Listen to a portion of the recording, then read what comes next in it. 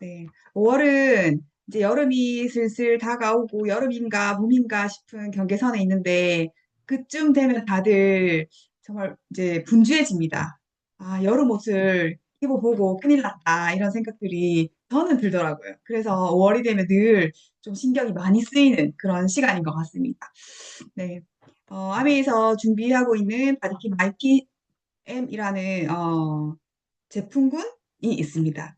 그 부분에 대해서 우리에게 어떤 도움을 줄 수 있는지 한번 알아보도록 하겠습니다. 네. 아름다움을 여는 건강한 열쇠가 바디키 프로그램입니다. 한번 살펴보도록 하겠습니다. 네. 나를 죽이는 체지방, 나를 살리는 근육. 요즘 체지방을 뺀다 이런 말도 많지만 사실은 근육을 늘리자라는 운동도 많이 하고 있는 것 같아요. 그래서 두 가지를 사실은 다 우리가 고려해서 내 몸에 맞게 해야 되는 거죠. 무조건 체지방만 뺀다고 좋은 것 아니고, 그리고 무조건 근육만 중요하다고 해서 근육만 늘리는 게 중요한 것도 아닙니다. 그래서 두 가지의 밸런스를 잘 맞추는 게 정말 중요한 핵심 포인트라고 생각합니다.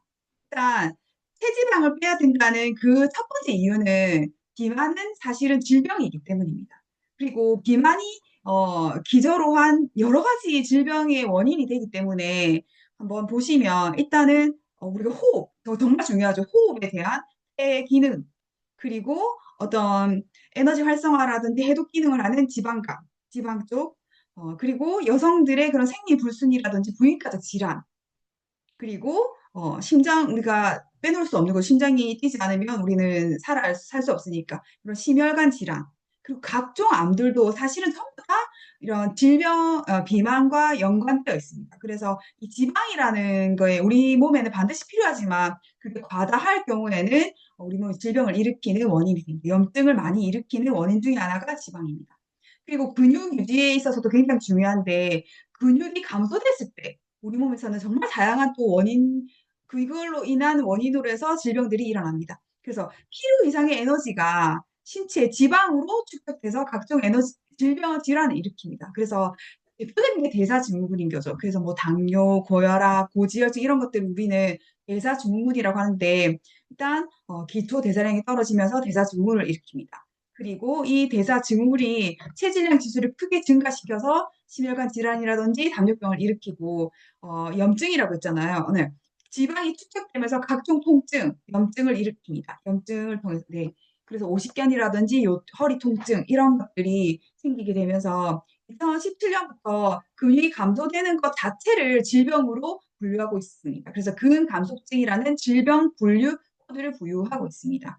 어, 그리고 이 근육이라는 게 우리가 다만 이렇게 몸을 예쁘게 만들고 힘을 좋게 하고 이런 것뿐만 아니라 근육에는 마이오신이라는 중요한 호르몬이 나옵니다. 그래서 내 몸의 신체 기관의 어떤 부분에서 호르몬이 나오기도 하지만 근육 자체에서 나오는 이 마이오신이라는 그 호르몬이 뇌, 피부, 뼈, 혈관, 간, 췌장, 부신, 내장 지방 이런 것들에 각각이 다 연결이 되어서 호르몬에 영향을 미치고 있습니다. 그래서 호르몬이 하는 역할을 보면 항염증 작용에 의한 면역 기능 조절, 그리고 지방 분해 활성화, 그리고 조직을 신생시키고 특히 뇌 신경 활성화를 돕습니다. 그리고 다양한 작용으로 인체 생리를 활성화해서 각종 질병의 예방에 중요한 의미를 가지고 있습니다. 그래서 나이가 들수록 근육을 증가시키지 못할 망정 유지시키는 것으로도 우리는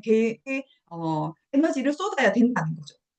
그런데 우리가 체지방을 줄이고 근육을 늘리고 하는 데 있어서 개개인의 체중분에 영향을 미치는 요소들이 있습니다. 그래서 성별에 따라서도 다르고 연령에 따라서도 다르고 그리고 키 차이, 신장에 따라서도 다르다고 합니다. 그래서 성별 차이를 보면 남자는 여자보다 골격근이 많고 체지방이 적고 그리고 연령에 따라서 나이가 많은 사람이 골격근이 적고 체지방이 많습니다.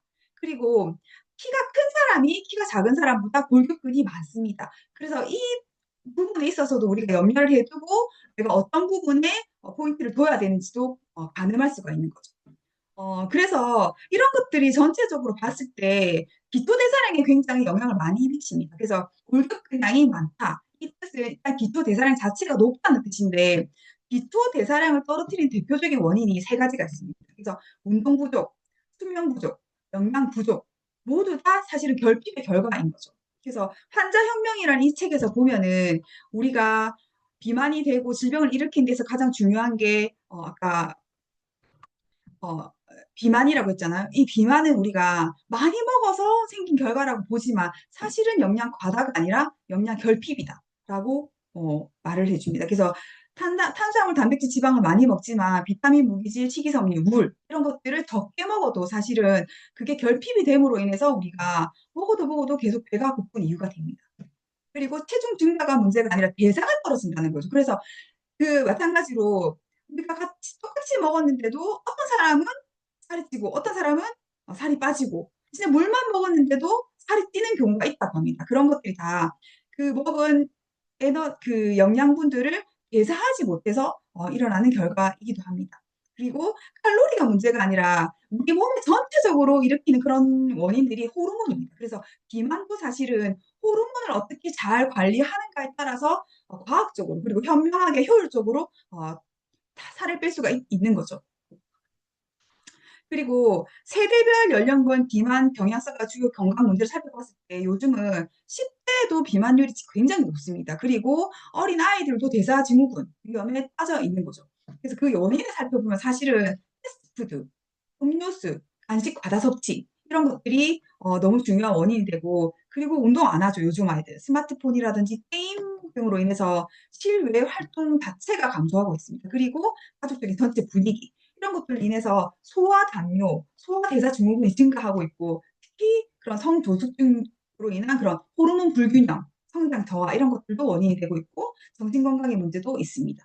20, 30대는 잦은 외식 그리고 불규칙한 생활 습관들이 원인이 됩니다.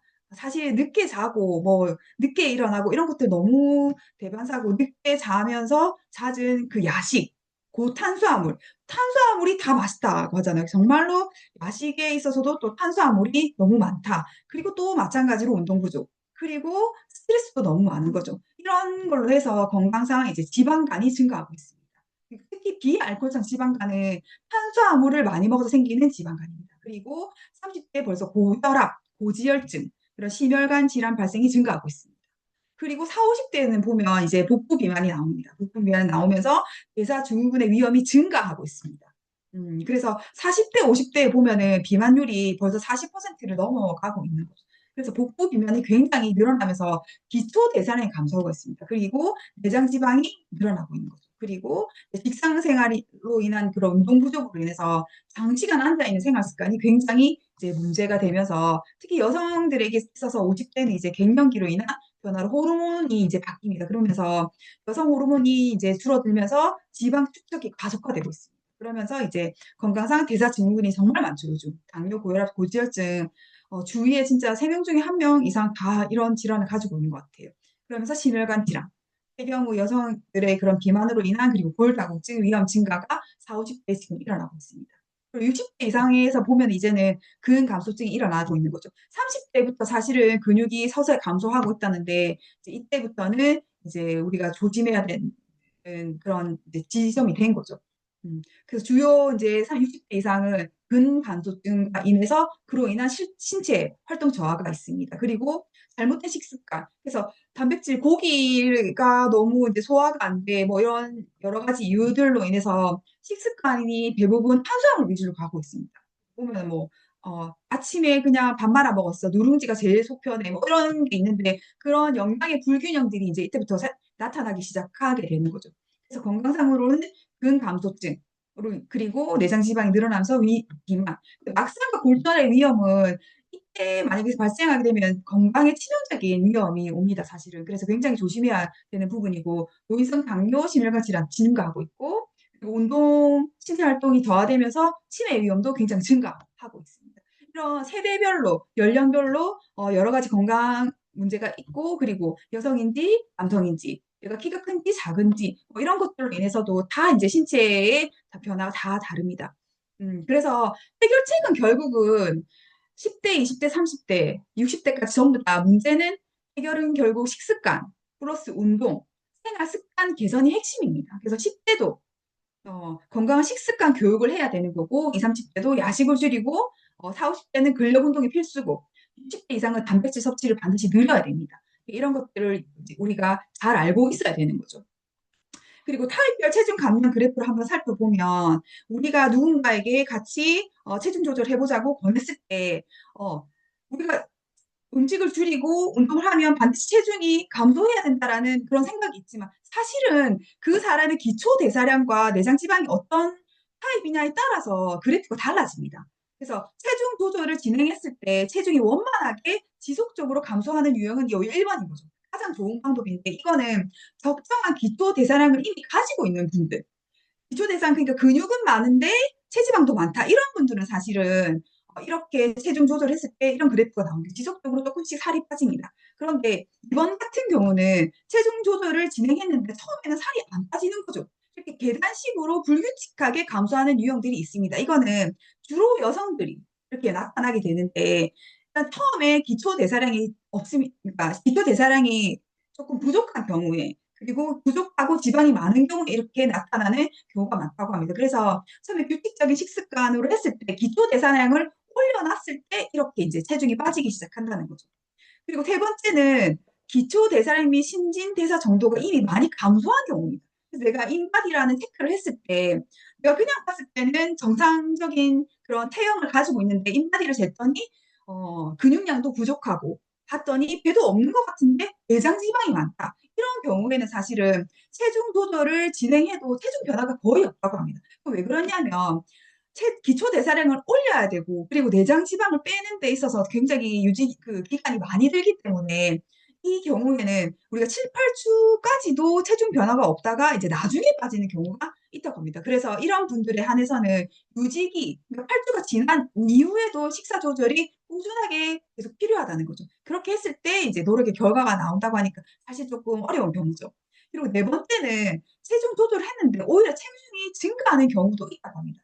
이거는 평소에 내가 요요도 많이 경험해보고 그리고 굶는 식단 있잖아요. 무조건 굶는 게 최선이다라고 했을 때 워낙 식사량이 작기 때문에 이 사람들은 우리가 규칙적인 단백질 섭취라든지 식사를 했을 때 체중이 늘어난다고 합니다. 그러니까 몸에서는 이미 내 몸은 이미 위기다. 그러니까 작게 먹는 거는 내 몸에서 위기라고 인식을 하기 때문에 움츠리고 있다가 뭔가가 들어오니까 체중이 늘어나는 겁니다. 그렇지만 규칙적인 식사와 적절한 단백질 보충이 계속 꾸준하게 이어지고 반드시 꾸준한 운동이 들어갑니다. 그렇게 했을 때 체중이 나중에 서서히 떨어진다는 거죠. 그래서 타입별로 체중 감량 그래프가 달라지기 때문에 우리가 체중 조절을 할 때, 그리고 누군가한테 권할 때도 이런 정도는 알고 있어야지 우리가 그 컨설팅을 잘 해줄 수가 있습니다. 그래서 체중 조절이 어려운 경우는 지금 앞에서 봤을 때 기초 대사량이 가장 포인트가 됩니다. 기초 대사량은 우리가 30대까지 꾸준히 오르다가 30대부터 정점이 돼서 떨어지게 됩니다. 그런데 문제는 우리가 이제 30대까지 이제 맛있는 맛을 많이 알게 되는 거죠. 그렇기 때문에 끊이지 않고 나의 실제 칼로리 섭취량은 늘어나게 됩니다. 그렇게 했을 때 내 몸은 기초 대사량은 떨어지는데 실제 칼로리 섭취량은 늘어나니까 그 대입으로 과잉 섭취로 인한 에너지 발사가 발생돼서 그게 잉여 에너지가 체지방으로 저장이 됩니다. 그렇기 때문에 이제 살이 찌게 되는 거죠. 그러면 바디키라는 이 프로그램은 뭐냐면 칼로리 섭취량은 줄이고 기초 대사량을 올려주면서 나의 생활 습관 자체를 완전히 바꿔버리게 되는 거죠. 그래서 습관을 만들어주게 하고 과학적으로 이 갭을 줄이게 해주는 겁니다. 그런데 우리가 한국인들이 좋아하는 음식이 이게 탑10이라고 합니다. 라면. 그러니까 우리 간단하게 먹자. 그냥 뭐 짜장면 한 그릇 먹자. 간단하게 김밥 한 줄. 간단하게 햄버거 하나. 간단하게 라면 한 그릇. 이렇게 말하잖아요. 근데 그게 절대로 간단하지가 않다는 거죠. 그리고 이런 음식들이 대부분 고탄수화물, 고지방식이라는 거죠. 그래서 빠진 게 있죠. 단백질이 빠져 있습니다. 네. 그래서 우리가 똑똑하게 한 끼를 먹는 게 굉장히 중요합니다.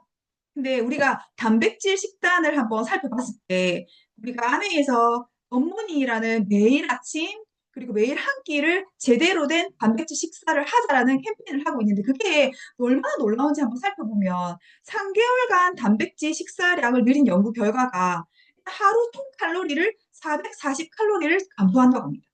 그리고 평균 체중이 약 5kg 정도 감량할 수가 있고 포만감은 늘고 그리고 단백질을 잘 섭취했을 때 식욕이 떨어진다고 합니다. 그래서 이런 우리가 어떤 선택을 하는가에 따라 어떤 한 끼를 먹는가에 따라서 내 몸이 달라진다는 거죠. 네. 그래서 이런 단백질 식단을 베이스로 하고 운동과 식이 조절을 더불어서 장내 미생물 변화를 우리가 바꿔야 됩니다. 그래서 근본적인 체질 개선은 장내 미생물의 생태계 변화입니다. 그래서 내 몸의 유익균을 높이고 유해균을 낮춰서 비만을 예방하고 체중 감량에 도움을 되게 하는 거죠. 그게 이제 장내 그런 균의 다양성이 떨어지면은 비만과 대사질환을 야기한다고 합니다. 그러면 장내의 유익균을 높이고 다양성을 높이면서 식이섬유를 잘 섭취하게 되면 이 식이섬유 자체가 장의 그런 유익균들을 그 많아지게 촉진시키면서 단세지방산을 많이 만들게 됩니다. 이 단세지방산은 어떠한 것으로도 우리가 섭취할 수가 없는데 식이섬유와 유익균으로만 이게 만들어질 수 있습니다. 그래서 이 단세지방산은 우리 몸에서 정말 다양한 역할을 많이 하는 중요한 그런 물질인데 혈당 조절을 하면서 호르몬 분비를 촉진시키고 호르몬의 그런 밸런스를 맞춰주는 거죠. 그래서 인슐린 민감도를 높여서 포만감이 오래가게 만든다고 합니다. 뿐만 아니라 단세지방산은 장내 벽을 튼튼하게 하기도 하고 또 뭐 치매 인자라든지 그런 여러 가지 우리 몸에서 유익한 역할을 많이 하기 때문에 유산균과 식이섬유의 역할은 굉장히 중요하다고 볼 수 있습니다. 그래서 뉴트라이트에는 이런 프로바이오틱스 포트폴리오가 딱 있죠. 내한테 맞는 개인 맞춤형 마이크로바이옴이 1번부터 6번까지가 있고 모든 사람이 편안하게 먹을 수 있는 밸런스 위드인 365가 있고 면역을 더 추구하고자 하는 밸런스 위드인 이뮤니티 그리고 여성들의 건강을 위한 밸런스 위드인 W 그리고 체지방 관리를 하기 위한 밸런스 위드인 슬림핏 그리고 아이들을 위한 뉴트리키즈 이뮤니티 플러스 이런 유산균 포트폴리오가 딱 깔려 있습니다. 그래서 우리가 선택할 수가 있는 거죠. 그리고 우리가 근육 건강을 위한 영양소도 있는데 근육은 우리가 어떻게 만들어지냐면 일단 근육은 괴롭혀야 돼요. 그래서 근육을 괴롭히게 되면 근섬유가 찢어집니다. 그러면 근섬유가 찢어졌을 때 빠른 시간 안에 단백질 성분을 넣어서 그걸 치료해주면서 근육을 양을 늘리게 되는 거죠. 뿐만 아니라 단백질이 그래서 무조건 기본으로 필요합니다. 그리고 운동이 반드시 필요한데 뿐만 아니라 비타민 D, 오메가3, 비타민 C 그리고 수분이 반드시 필요하게 되는데 한번 살펴보겠습니다. 일단 비만의 경우에는 비타민 D의 농도가 낮습니다. 그 이유는 일단 체지방 자체가 우리가 비타민 D를 활성화시키지 못하게 막는 거죠. 그래서 지방이 많으신 분들은 내가 비타민 햇빛을 많이 받아도 비타민 D 활성을 시키기도 어렵고 그리고 비타민 D가 낮으면 일단 당뇨 발병 위험이 상승합니다. 그래서 반드시 비타민 D를 보충해줘야 되고 비타민 D가 근육과 어떤 관계가 있는지, 그리고 노년기에 그런 비타민 D가 근감소증에 어떤 관련이 있는지에 대한 연구 결과들이 굉장히 많은데, 비타민 D 수치가 낮은 사람들이 근육량도 부족하고, 근력도 부족하고, 근육의 질도 떨어지고, 그래서 신체 활동의 수준이 낮다고 합니다. 그래서 비타민 D가 떨어지면은 신체 기능에 변화가 있겠죠. 왜냐하면 힘이 떨어지니까 활동할 수가 없으니까 그렇습니다. 그래서 비타민 D와 신체 활동의 관계를 봤을 때 높은 신체 활동을 가지고 있으면 수준과 신체 활동을 유지하고 근육량을 높이려면 비타민 D 수치에 우리가 신경을 쓸 수밖에 없습니다. 네. 그래서 비타민 D를 의 농도를 높여주는 거는 근육의 기능 그리고 근육의 양 유지 이런 것들에 굉장한 도움을 준다는 논문의 결과들이 많이 있습니다. 그리고 오메가3와 근육 건강의 역할을 봤을 때 우리가 근육을 만드는데 오메가3는 혈행이랑 뭐 혈관에 관련이 있지 왜 근육에 관계 있어 이런 생각을 하지만 일단 오메가3 자체가 염증을 억제한다는 기전이 있습니다. 그래서 근육의 세포를 보호하고 성장하고 회복시키는데 반드시 필요한 역할을 합니다. 그래서 골격근의 성장과 재생에 미치는 오메가3의 역할이 굉장히 높다는 거죠.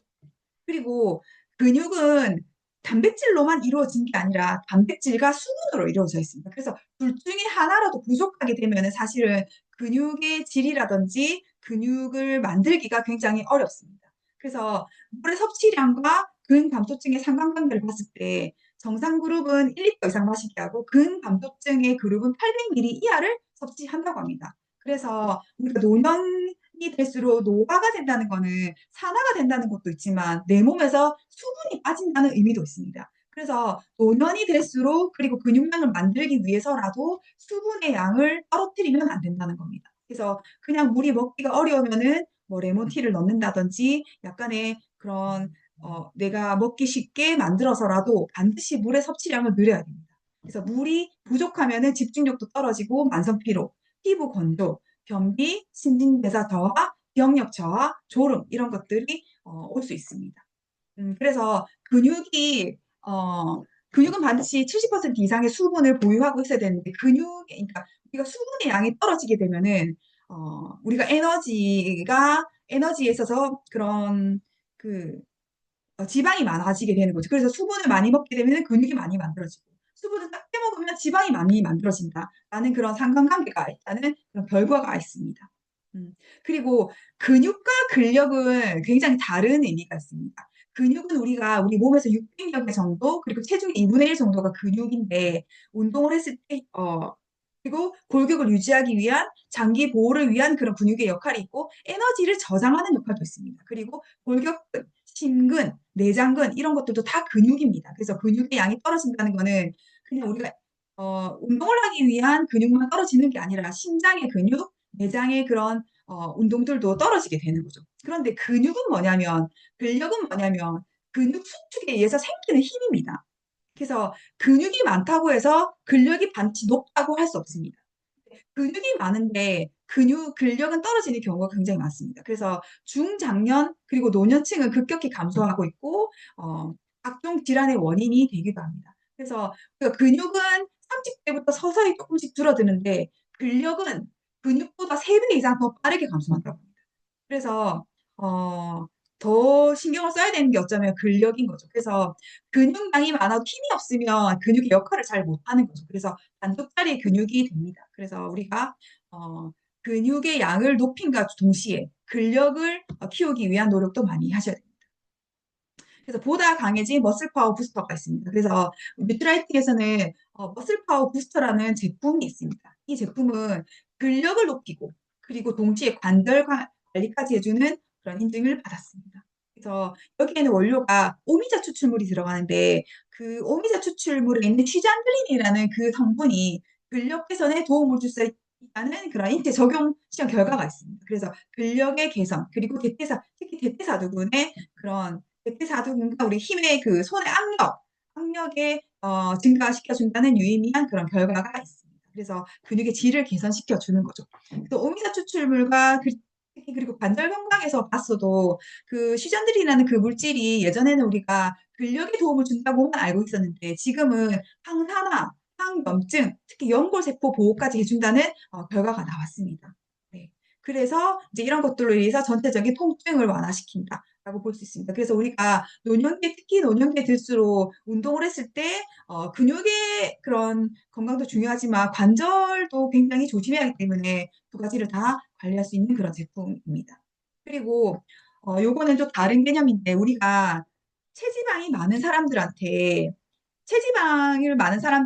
체지방만 빼게 하면은 요요가 빨리 옵니다. 그 원인이 사실은 뭐냐면 지방은 염증을 많이 일으킨다고 했잖아요. 특히 지방은 독성 물질을 보유하고 있습니다. 그래서 우리가 지금 생활 환경 자체가 독소에 굉장히 많이 노출되어 있는 거죠. 그리고 그러니까 미세먼지도 내 몸에 염증을 일으키고 미세먼지에도 독소가 많고 그리고 우리가 먹는 인스턴트 음식이라든지 그리고 특히 또 우리 물로도 독소가 많고 화장품이라든지 이런 것들도 다 독소가 많습니다. 그런데 이런 독성 물질이 체지방에 농축되어 있습니다. 그런데 독소는 빼지 않고 체지방만 뺐을 때 어떤 결과가 나오냐면은 독소가 많으니까 다시 체지방을 늘리기 위한 내 몸 자체가 그렇게 노력을 합니다. 그래서 요요가 다시 오는 거죠. 그래서 체지방을 빼기 전에 그리고 체지방과 뺀 동시에 사실은 우리는 그 독소를 제거하기 위한 디톡스를 같이 하셔야 됩니다.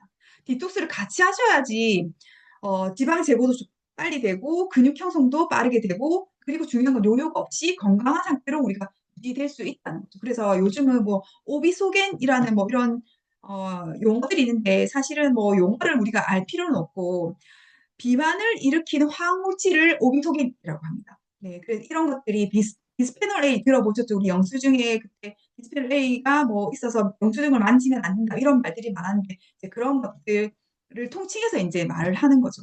그래서 동물 실험을 통해서 봤더니 이제 이런 것들이 식욕 억제 호르몬을 억제한다는 그런 결과가 나와 있습니다. 그래서 지방세포의 발달, 지방세포 에너지 저장 증가, 식욕 조절, 만족감 이런 것들이 있어서 이런 독소들이 되게 변화 요소가 된다는 거죠. 그래서 식이섬유가 왜 필요하냐고 하면 우리가 식이섬유는 신체의 자연적인 해독 과정에 있어서 굉장히 중요한 역할을 합니다. 그래서 우리 뉴트라이트에서도 식이섬유 제품들이 있는데 여기 이 제품들이 독소 배출을 촉진시킵니다. 그래서 장내에 독소를 흡착해서 배출하는 데 도움을 주고 간이 독소를 분해한 다음에 그 찌꺼기를 효과적으로 제거하는 데 기여하는 게 식이섬유입니다. 그리고 식이섬유는 우리가 유산균을 먹었을 때 장내 유익균과 함께 장의 점막을 튼튼하게 유지하고 염증을 유발하는 그런 유해균의 침투를 방지함으로써 간, 심장, 그리고 장 이런 해독기관을 보호합니다. 그리고 간과 심장의 기능을 지원해서 해독의 효소를 활성화시키고 증가시킵니다. 네. 그렇게 해서 해독 기능을 향상시키는 데 있어서 식이섬유는 반드시 필요한 핵심 요소로 간주되고 있습니다. 그래서 디톡스를 하거나 체지방 관리를 할 때 식이섬유가 반드시 들어가야 되는 거죠. 근데 보통 식이섬유가 우리를 권하면 난 변비가 아니라서 식이섬유를 먹을 필요가 없다라고 말씀하시는 분들이 굉장히 많습니다. 그렇지만 지금 식이섬유는 제6의 영양소라고 해서 여러 가지 다양한 기능들이 밝혀지고 있는 거죠. 첫 번째가 사실 혈당 관리에 도움을 줍니다. 그래서 혈당의 지질 농도를 개선시켜주고 그리고 이것으로 인해서 혈중의 콜레스테롤 수치를 저하시킵니다. 그래서 혈관 건강에도 도움을 주는 게 식이섬유고 그리고 장내 환경 개선에 도움을 줍니다. 그래서 장내 유익균을 증식시키고 장내의 벽을 튼튼하게 하는데 많은 도움을 주는 거죠. 그리고 식이섬유가 포만감을 줍니다. 그래서 배고픔과 식욕을 줄여줘서 다이어트 굉장히 도움을 주게 되는 거죠. 네. 그리고 그 디톡스나 이런 해독 과정 그리고 우리가 체지방 관리를 할 때 단백질은 반드시 필요합니다. 해독 과정에도 필요하지만 단백질은 우리가 필수 영양소 중에 하나인데 보통 우리가 체지방 관리를 할 때 탄수화물, 지방을 빼세요라는 말을 하지만 단백질을 줄이세요 하는 사람은 사실은 그 사람은 믿으면 안 됩니다. 네, 그건 거짓말이고 단백질은 일단 우리 몸에 체성분을 만드는 구성 요소입니다. 그래서 머리카락, 뭐 피부, 근육, 그다음에 혈액 이런 것들이 전부 다 어, 체성분인 거죠. 그래서 체성분을 만드는 거기 때문에 우리가 관리를 할 때 반드시 단백질은 늘려야 됩니다. 늘려야 되고 해독 과정에서도 반드시 필요한 게 이 단백질입니다. 단백질이 이제 분해가 되면은 아미노산이라고 하는데 그런 아미노산 성분들이 사실은 그 간의 해독 과정에서 굉장히 많이 필요합니다. 네. 그리고 이제 봤을 때 먹기 쉬운 뉴트라이트의 그런 파이브 파우더가 있고 이 파이브 파우더는 수용성 식이섬유입니다. 수용성 식이섬유라서 우리 몸에 있는 그런 수분을 끌어들여서 장의 부피를 이제 장의 노폐물의 부피를 늘게 하는 거죠. 네, 그래서 우리가 편하게 먹는 파우더 타입이 있고 17가지 원료의 황금 비율 식이섬유 파이브 플러스가 있습니다. 이거는 불량성 식이섬유와 수용성 식이섬유를 같이 먹습니다. 그렇게 해서 장의 청소를 해준다고 하는 거죠. 그래서 우리가 수용성 식이섬유는 장을 그냥 물 청소를 해준다고 생각을 하신다면 파이브비초는 비질을 해서 빗자루질을 해서 찌꺼기를 구석구석에 있는 찌꺼기를 다 해준다고 생각을 하시면 됩니다. 그래서 노폐물 제거에 아주 탁월한 게 파이브비초 플러스고 특히 여기에는 귀리 식이섬유가 들어있습니다. 그래서 보통 우리가 귀리가 혈당 관리에 도움이 된다고 해서 귀리를 많이 드시는데 사실은 귀리 식이섬유랑 귀리를 드시는 거랑 정말 큰 차이가 있습니다. 그래서 귀리 식이섬유가 식후 혈당 상승에도 굉장한 도움을 주고 있습니다. 그래서 바디키는 사실 이미 한국에서 다이어트 프로그램에 있어서 제일 먼저 나왔습니다. 그래서 23년 지속되는 한국에서 가장 오래된 성공이 검증된 안전한 다이어트 프로그램입니다. 그래서 우리가 믿고 이 프로그램을 따라 하시면 되는 거죠. 그래서 이번에 바디키 프로모션이 지금 시작되고 있는데 일단은 원하는 제품을 선택할 수 있습니다. 우리 제품에는 프로틴도 여러 가지 종류가 있고 유산균도 여러 가지 종류가 있고 바디키 쉐이크도 여러 가지 종류가 있는데 내가 원하는 나에게 맞는 제품으로 선택을 할 수 있습니다. 그리고 맞춤 목표가 제공되는데 인바디를 쟀을 때 나에게 체지방은 얼마큼 빼야 되고 근육은 얼마큼 늘어야 되고 이런 과학적인 특정 수치가 나옵니다. 그래서 나에게 딱 맞는 목표를 설정을 해줍니다. 거기에 맞게 내가 목표를 정해서 운동을 하든지 어떤 제품을 정할 때 그리고 생활 습관을 정할 때 여기에 맞춰서 하시게 되는 거죠.